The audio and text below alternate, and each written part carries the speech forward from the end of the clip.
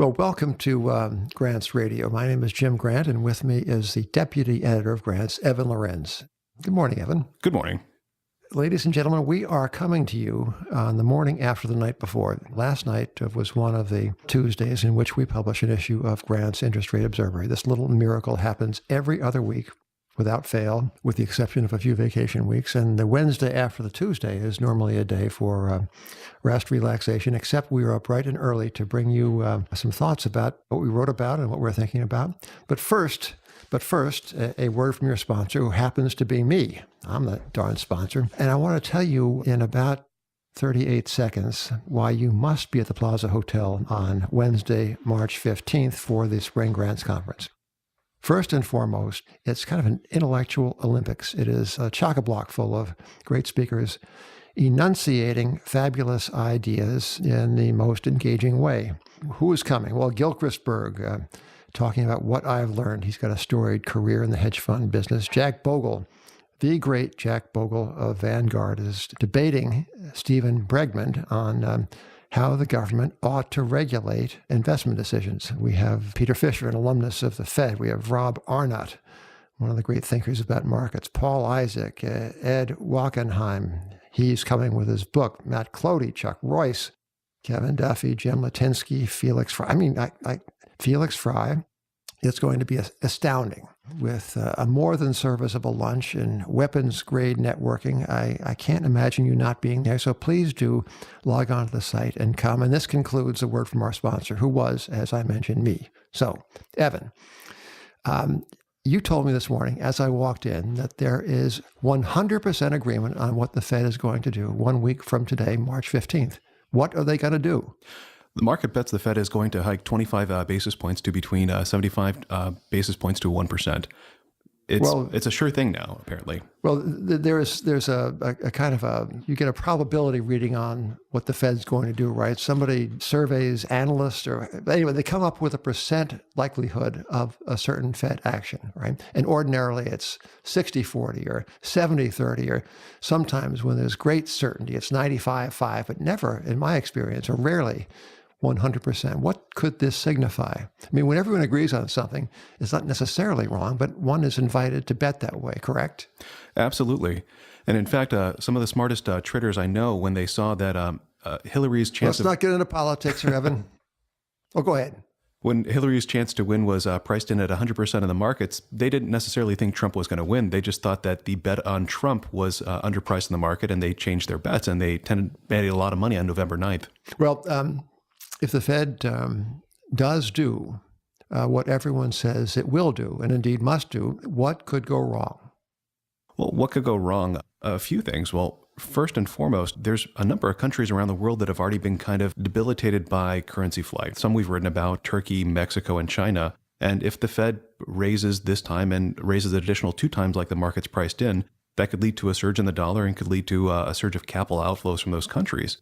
And while the Fed's remit does end in the 50 states, 44% of the sales from the S&P 500 are actually derived internationally. Well, the dollar is America's currency, but also the world's. It's kind of the Coca-Cola of monetary brands. And the Fed's remit might stop at the water's edge, but certainly the dollar's role in the world does not stop outside the 50 states. So one of the things that we were talking about, that you and I were writing about, is the energy markets. And the energy markets are a bundle of paradox in that rhetorically at least, and indeed through visible positioning, everyone seems to be bullish, right? Absolutely. Right. So tell us, if you would, please, every good lawyer, every good analyst can argue both sides of a case. And I'm going to invite you, Evan Lorenz, the deputy editor of Grants, to tell us in summary form the bull case for oil and the bear case. Please proceed, Evan. Well, starting with the bear case, not only are traders near a net record speculative long in oil futures right now, but the world's awash in oil. The U.S. is sitting on record inventories. Inventories are growing every week. And not only are inventories bulging in the U.S., but they're also bulging in parts of the world that are less well measured. On the flip side, As oil crashed from $107 in June of 2014 to a low of like $26 in February of last year, spending on exploration and development just crashed. And in fact, new oil discoveries in 2015 were the lowest since 1952. Let's stop there for 1 second. Could you please repeat that year? 1952. And not only were oil discoveries bad in 2015, but it looks like they're going to be worse in 2016, which means 2016 is going to be worse than 1952. Now, this doesn't immediately lead to a decline in oil production. Large projects that are discovered take like 5 to 8 years to actually go online. So large projects going online in 2017 were discovered somewhere between 2010 and 2012, which were okay years for oil exploration and development. But this does mean that there is going to be a fall off in large new projects starting in 2018, 2019, 2020, and that we need higher prices and higher spending by oil companies to actually replenish these reserves, or they just mechanically fall as they pump oil out of the ground. Well, people would retort, and indeed they do retort, that you're forgetting shale. Shale doesn't require anything like 5 to 8 years. It is more accessible and more prolific, certainly for this country. Now, won't shale oil likely tip the balance to the bearish side? No, not at least in the long term. So shale is prolific. It's easy to drill. If you commit capital for others, for others, for you and me, I for one would be a loss. Not for us, but if Exxon wanted to drill a well, they could commit capital today, and within like 6 months, they can actually start getting oil out of the ground, which is just... And they can do it at very low prices, profitably. At very low prices. A lot of the big oil companies now are saying they can get double-digit returns at $40 oil in the prolific Permian Basin that's in Texas and New Mexico. The unfortunate thing is part of the prolific economics that they're seeing today are the result of sharp deflation in oil service prices in the U.S. as spending on CapEx cratered in 2015 and 2016. Service companies cut their prices. A drilling rig that went for $30,000 a day dropped to $15,000 a day. The problem now is as these companies are increasing their spending, and according to Simmons & Co., oil companies in the U.S. have committed to increase CapEx by 60% year over year in 2017. These service companies are having to ramp up production, bring out idle machinery that have been sitting idle for 2 years and spend CapEx to get it up to par, rehiring crews at a time where the economy is pretty much at full employment. That's not so easy to do. Not so easy. I heard that that in one of the shale towns in Texas, that the price of a motel room, days in, quality motel room, had been $25 or $50 or $30 or something for years during the bear market portion of the oil cycle, and now it's back to 100, and you can't get in there. Not just that, Bloomberg had a story yesterday saying that as these oil service companies are trying to rehire roughnecks, they're offering salaries of $80,000 above for starting positions. But in Midland, Texas, they're having trouble finding people to fill these relatively well-paying jobs. Yeah. It's not so easy to ramp up. Well, that kind of leads one to the concept of inflation, which is an ever so important idea for people in the credit markets, especially in this time of little midget interest rates. I mean, if you are earning 2.5% a year on a piece of paper that promises to return your principal in 10 years, you are just breaking even as inflation is now measured. But so the government measures inflation in ways that might be characterized as kind of analog. It sends out price scouts. And our man Harrison Waddell actually followed one morning recently in his rounds in New York City, stopping at a vet's office and at a supermarket. So the price scouts take the measure of things as these items appear on the shelves, and they report back to headquarters, and headquarters sums up the prices, and it makes adjustments for seasonality. It makes adjustments for the propensity of consumers to substitute one item for another. It makes adjustments for perceived quality changes. And at the end of a somewhat intricate process of mathematical jiggering, to use a technical word, it comes up with a CPI. CPI comes out in 2 digits. We round it to 1 to the right of the decimal point. Perhaps it ought not to be reported to the right of the decimal point at all, and that is a CPI. And so too with the PCE, which the Fed favors. Evan, but there is another source of measurement on inflation, and that is called the Billion Prices Project. Came out of MIT some years ago. And the Billion Prices Project doesn't send out scouts to supermarkets. It scrapes prices off the web. It scrapes them off to the tune of like 1 billion times a day. It's quite an extraordinary technical feat.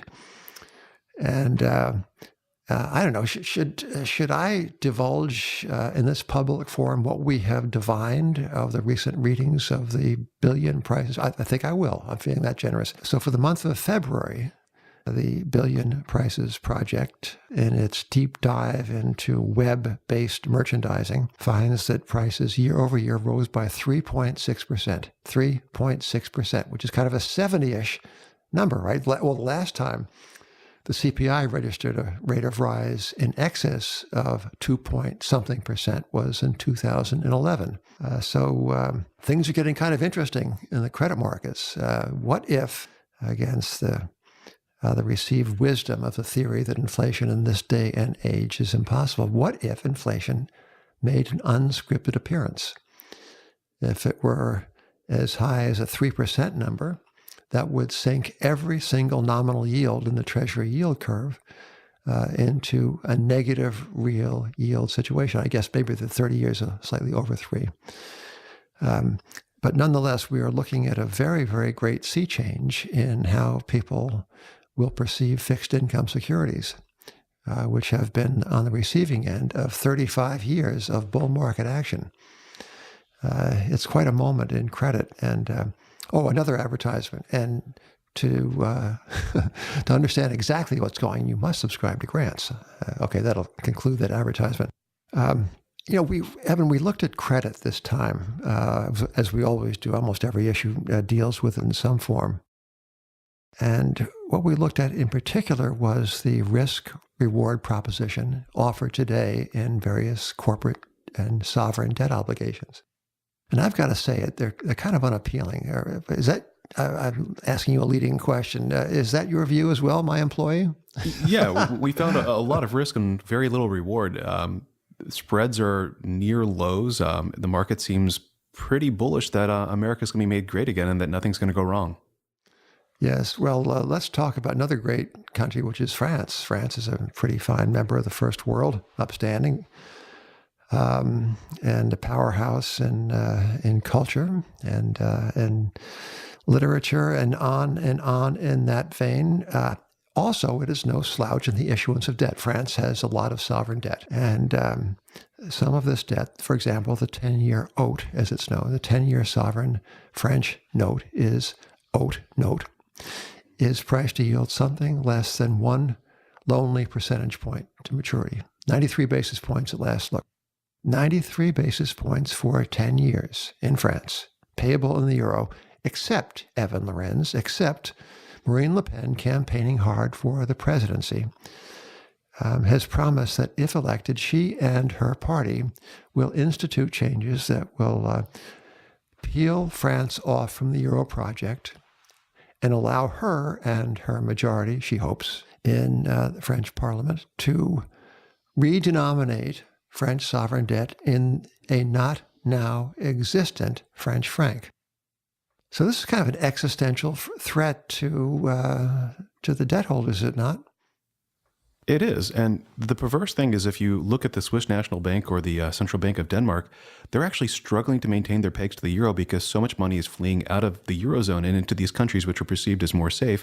Yet people are willing to take money out of the euro, but they're not willing to sell the bonds that yield almost nothing and have this huge embedded risk in them. Well, because I think if you're a professional investor in France, you have to live with the state of European central bank induced rigor mortis. The bond market in Europe is essentially an arm of the European political project, right? So Mario Draghi buys these securities without consideration of value. So if you're running money in France, you see that the French 10-year is yielding 93 basis points and the German Bund is yielding about 93 basis points less.